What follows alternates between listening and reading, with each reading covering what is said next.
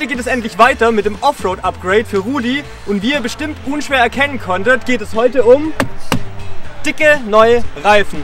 Als allererstes geht mal einen herzlichen Dank an die Firma BF Goodrich, die uns diese Reifen zur Verfügung gestellt haben. Und zwar sind das die All-Terrain KO2. Die haben wir selber schon an einigen Bussen und anderen Fahrzeugen gesehen und wir waren immer überrascht, wie gut die aussehen und haben auch technisch immer ein gutes Feedback bekommen und deswegen haben wir uns für die entschieden. Und natürlich werden wir die jetzt mal montieren.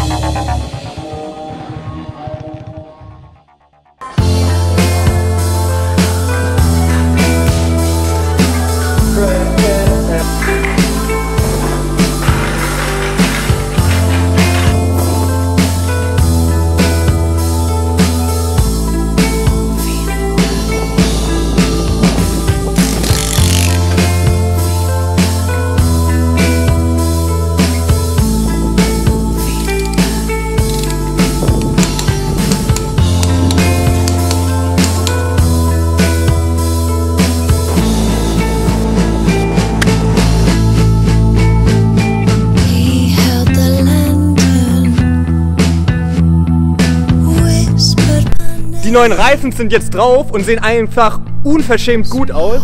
Also mir gefällt es richtig gut und jetzt bin ich natürlich gespannt auf das Fahrverhalten.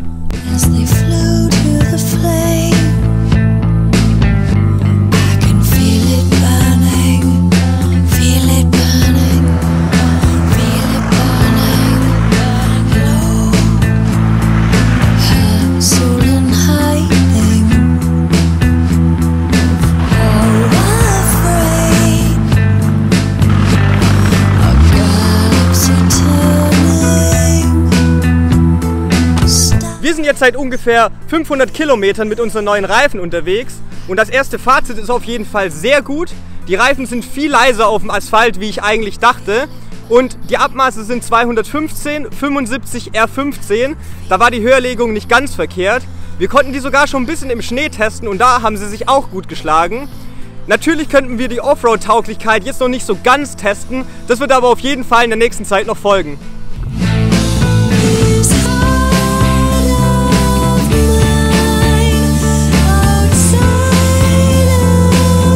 Wir haben auf jeden Fall noch ein bisschen was im Kopf, was wir abschließend zu dem Offroad-Upgrade machen wollen. Deswegen wird es dazu nochmal eine Folge geben.